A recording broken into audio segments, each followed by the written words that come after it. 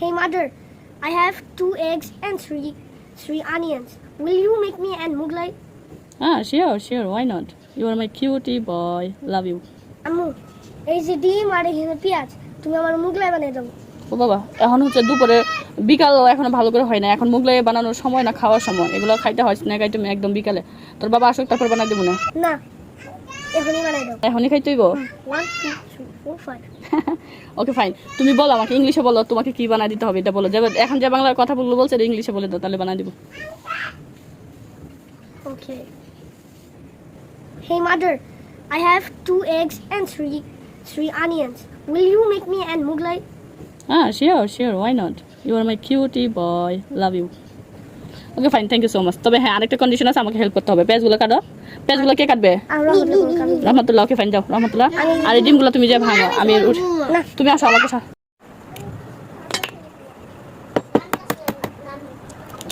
ও বাবা, এক্সপার্ট হয়ে গেছো মাশাআল্লাহ। 4x। বড় ছেলে আব্দুল্লাহ ডিম ভাঙা দিল, তার ছোটটা রহমতুল্লাহ পেঁয়াজগুলো কাটতেছে, ওয়াশিং মেশিন কাপড় ধুইতেছে। ঠিক আছে, সাহেব গেল সাপ্তাহিক ডিউটিতে। আশা করি আসার সময় টুকটাক সংসারের প্রয়োজনীয় জিনিস নিয়ে আসবে বাজার করে। একদম ছোট ছেলে ঘুমাইতেছে, আর মাঝখানে যে দুজন আছে সেই দুজন খেলতেছে। ঠিক আছে গাইস, এই হচ্ছে আমার সংসারের ছোট্ট একটা দৃশ্য আজকে তুলে ধরলাম আপনাদের মাঝে। হ্যাঁ, অনেকে মনে করে যে কিভাবে এতগুলো বাচ্চা নিয়ে, হ্যাঁ বাসায় কোনো কাজের লোক নাই, এটা সেটা। আমার ঘর ধরে এলোমেলো গাইস। ওকে, তো কি বলবো গাইস, বলে ছোট বাচ্চাদের ঘর তো চাইলে করে ঘরে রাখতে পারি না, কারণ ছোট মানুষ, ওরা আসলে আমার কাছে যেটা ময়লা ভেঙে যাওয়া জিনিস ফেলে দেওয়ার উপযুক্ত, সেটাই ওদের কাছে হচ্ছে খেলনা। কি করার আছে গাইস বলেন? তো কিছুই করার নাই, বাচ্চারা আস্তে আস্তে বড় হচ্ছে, আমার সংসার আল্লাহর রহমত গুছানো হচ্ছে, আরও হবে ইনশাল্লাহ। বড় 3জন যথেষ্ট বুঝে, কিন্তু ছোট 2জন একটু কমই বুঝে, বাট হয়ে যাবে ইনশাল্লাহ বছর দিনেকের ভিতরে ইনশাল্লাহ। তো এই কথাটা এই জন্যই বললাম, অনেকে দূর থেকে অনেক আমাকে নিয়ে টেনশন করে। টেনশন করো না, আমার মা একটা প্রো ম্যাক্স। আচ্ছা, থ্যাংক ইউ বাবা। ফ্লাওয়ার মনে হয় আর একটু লাগবে। তো এখানে কিন্তু তেল দিছি, লবণ দিছি পরিমাণ মতো, আর ঠান্ডা পানি দিয়ে মুগলাইয়ের জন্য, হ্যাঁ মুগলাইয়ের জন্য করতেছি। এটার মধ্যে যদি আমি কোনো ফ্লাওয়ার ছাড়া এরকম মানে করতে করতে মুথে যদি শক্ত করতে পারি, তাহলে এই ডোটা কিন্তু অনেক মজা হবে খাইতে।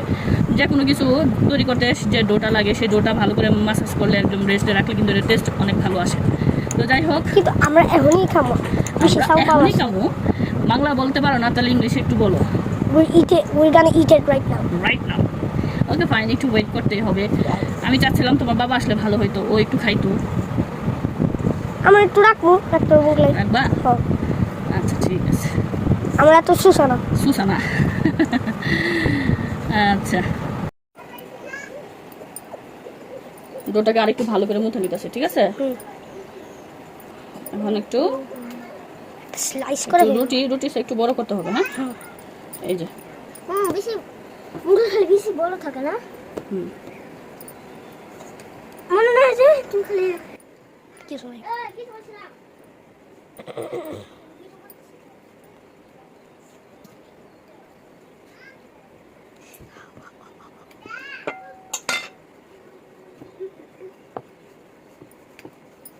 একটু বড় করতে হবে সাইজে।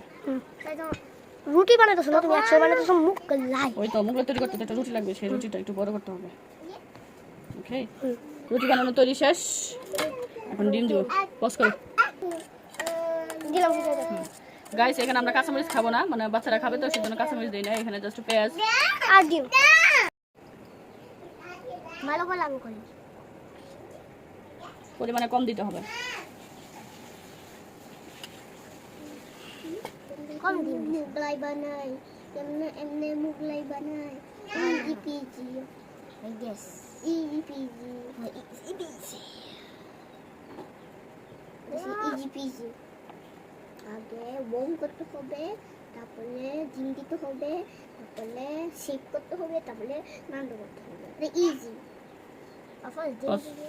আরো জুম কর। কাটু খাই সাগর খাই নাই। ক্যামেরা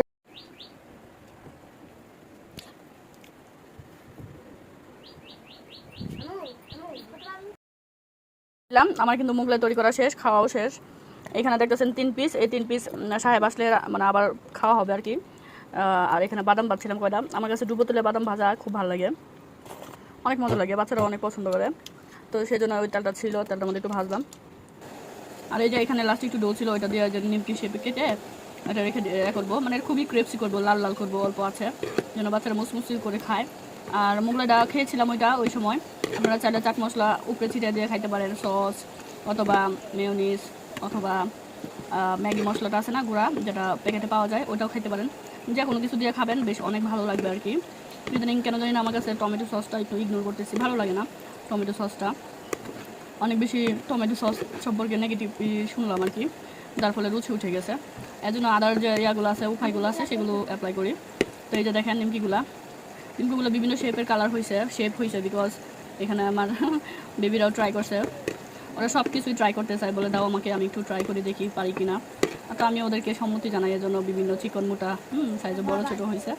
বাট এটা কোনো ব্যাপার না, বাচ্চারা শিখতে চায়, এটাই আসল কথা। বিশেষ করে আমার রহমাতুল্লাহ ছেলে, সে হচ্ছে কাজের প্রতি অনেক বেশি আগ্রহ। তো কথা বলতে বলতে ভিডিও শেষ প্রান্তে চলে আসছি, আর কথা না বাড়ায় দেখা হবে নতুন কোনো ব্লগ ভিডিওতে। সে পর্যন্ত ভালো থাকবেন, সুস্থ থাকবেন। আসসালামু আলাইকুম।